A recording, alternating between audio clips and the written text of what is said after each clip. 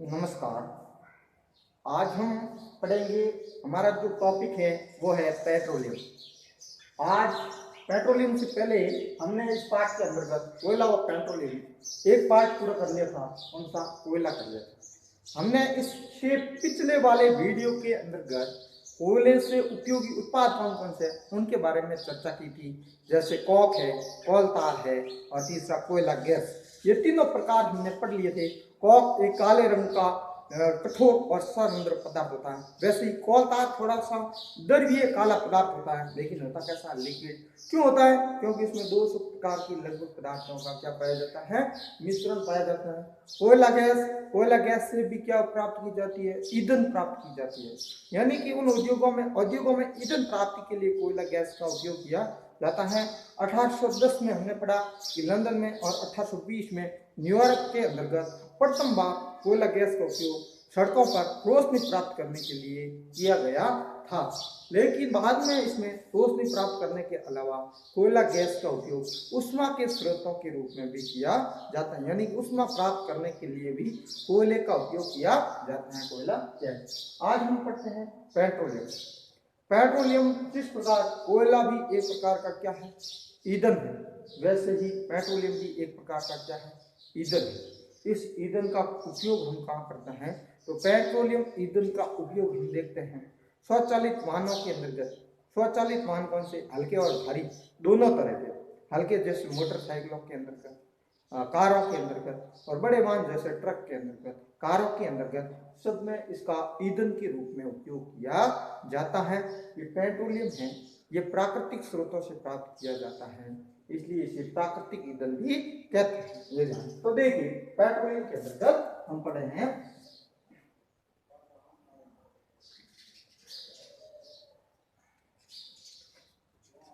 Petroleum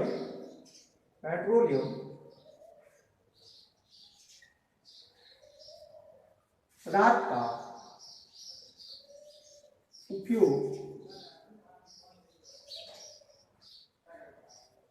ईंधन के रूप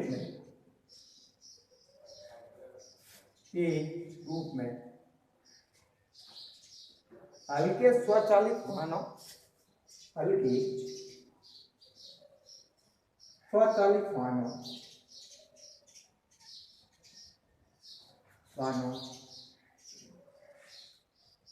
जैसे कार, स्कूटर व भारी वाहनों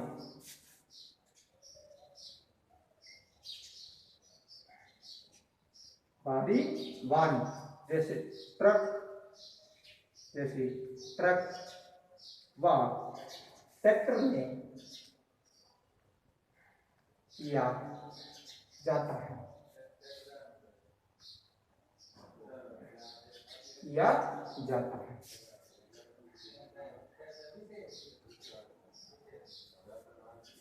ये प्राकृतिक स्रोतों से प्राप्त होता है, इसलिए इनको पेट्रोलियम कहते हैं। यह है पेट्रोलियम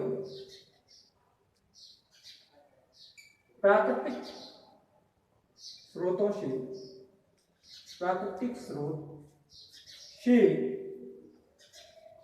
प्राप्त किया जाता है। ये ध्यान रखना। इनको जीवाश्म ईंधन भी कहते हैं। प्राप्त किया जाता है, इन्हें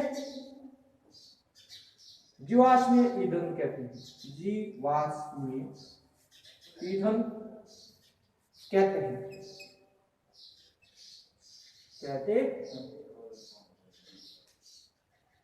ध्यान रहे ना, इसको प्राकृतिक ईंधन भी कहते हैं क्योंकि प्राकृतिक स्रोतों से प्राप्त होता है।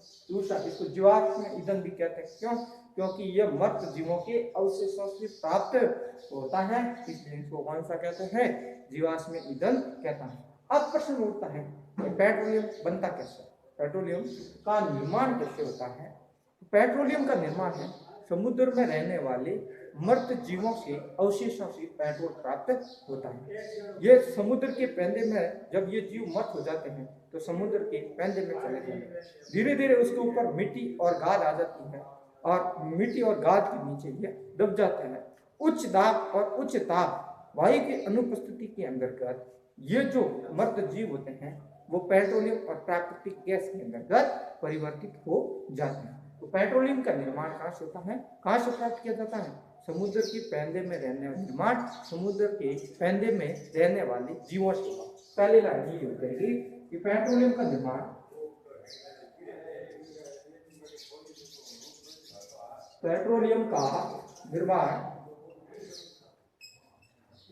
समुद्र के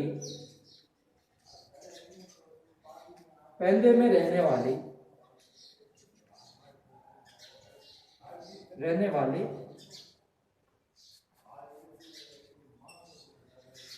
जीवों से हुआ।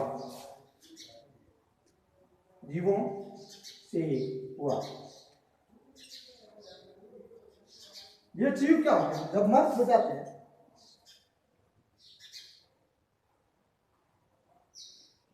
जब ये जीव क्या होते हैं, मर्त हो जाते हैं, तो समुद्र के पैंदे में जाकर के जम जाते हैं। जब यह जीव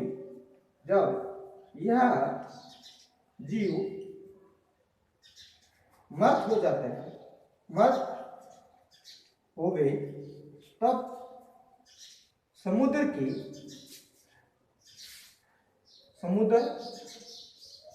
के पैंदे में जाकर जम गए। धीरे धीरे क्या हुआ, ये गहराई में चले गए, यानी कि ऊपर मिट्टी आई, गाद बनी। धीरे धीरे इनकी गहराई बढ़ती गई, धीरे धीरे इनकी गहराई बढ़ती गई, यानी कि अधिक गहराई में चले गए। अधिक गहराई में जाने के कारण वहां पर उनको वायु मिलती नहीं थी। वायु की अनुपस्थिति के अंदर इनका क्या हो गया, अपघटन हो गया। अधिक गहराई में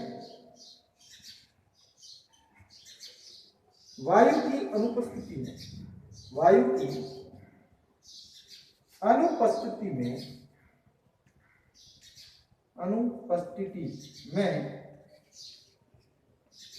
उच्च दाब व उच्च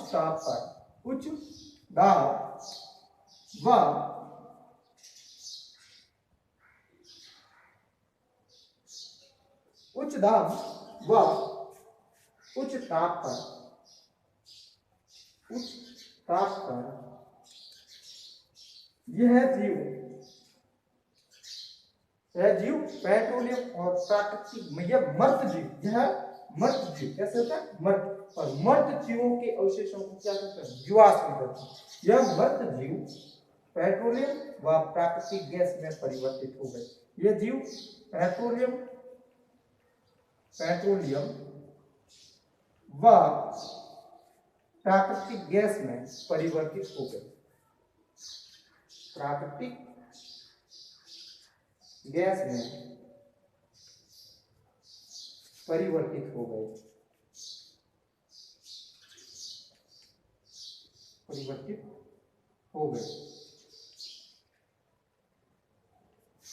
ये हो गए पेट्रोलियम का निर्माण। पेट्रोलियम कैसे बनता है, तो ध्यान रहे, पेट्रोलियम प्राकृतिक स्रोतों से प्राप्त होता है। प्राकृतिक यानी कौन सा, समुद्र के, यानी समुद्र में रहने वाले जीवों से प्राप्त होता है। तो समुद्र के पैंदे में रहने वाले जीवों से प्राप्त होता है, पैंदे। जब ये जीव मर जाते हैं, तो ये समुद्र के पैंदे में चले जाते हैं। धीरे धीरे उनके ऊपर क्या आ जाती है, मिट्टी भीगने के कारण गाद बन जाती है। गाद के कारण ये जीव समुद्र के पैंदे में दब जाते हैं। वहां पर वायु नहीं बनती। वायु की अनुपस्थिति में ऊपर दाब अधिक आता है, उच्च दाब, और उच्च दाब के कारण वो धीरे धीरे मर्त जीव हैं, वो किस में बदल जाते हैं, पेट्रोलियम और प्राकृतिक गैस में परिवर्तित हो जाते हैं। ये हो गया पेट्रोलियम का निर्माण और पेट्रोलियम। आगे है पेट्रोलियम का परिष्करण। पेट्रोलियम का परिष्करण,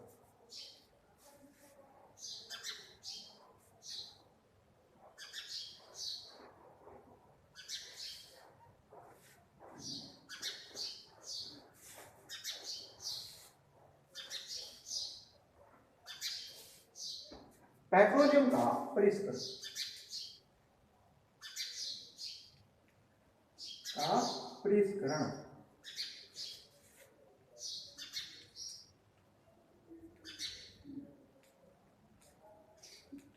पेट्रोल जो होता है वो एक गहरे रंग का तेलीय द्रव है। पेट्रोल एक गहरे रंग का तेलीय द्रव है। पेट्रोलियम एक गहरे रंग का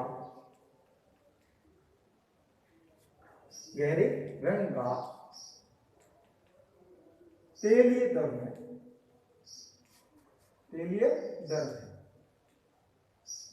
यह अप्रिय गंध वाला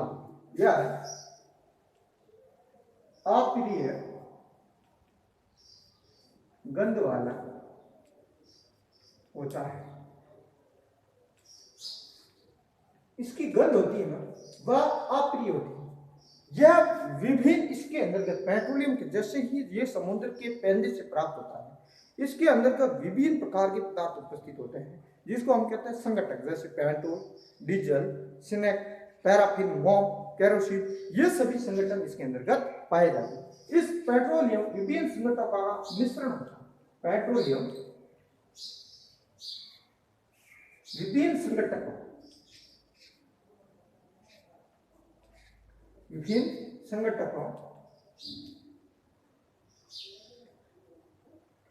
जैसे डीजल, पेट्रोल,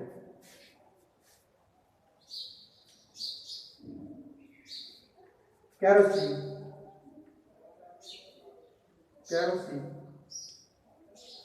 पैराफिन,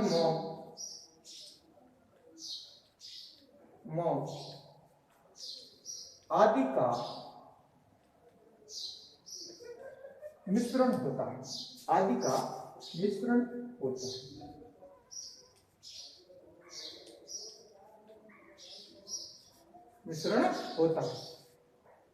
इन सभी मिश्रणों को पृथक करने का प्रक्रम है, वो कहलाता है पेट्रोलियम का पृथक्करण। पेट्रोलियम के विभिन्न पदार्थों का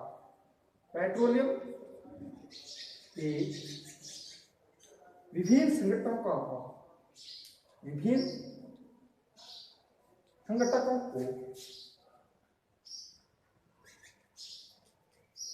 को पृथक करने का प्रक्रम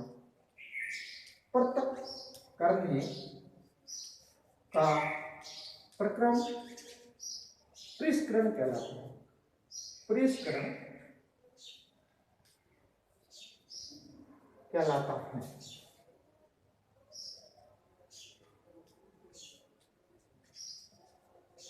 इसके अंतर्गत पेट्रोलियम से बहुत से उपयोगी पदार्थ प्राप्त किए जाते हैं। प्राकृतिक गैस व पेट्रोल से उनको उपयोगी पदार्थों को हम कहते हैं पेट्रोल रसायन।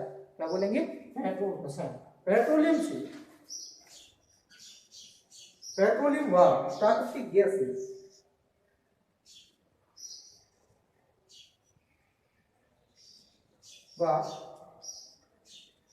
प्राकृतिक गैस से अनेक उपयोगी पदार्थ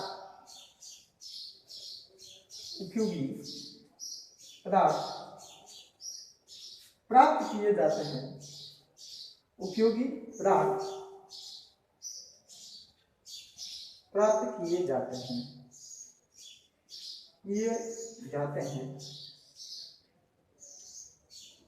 उन्हें पेट्रो रसायन कहते हैं।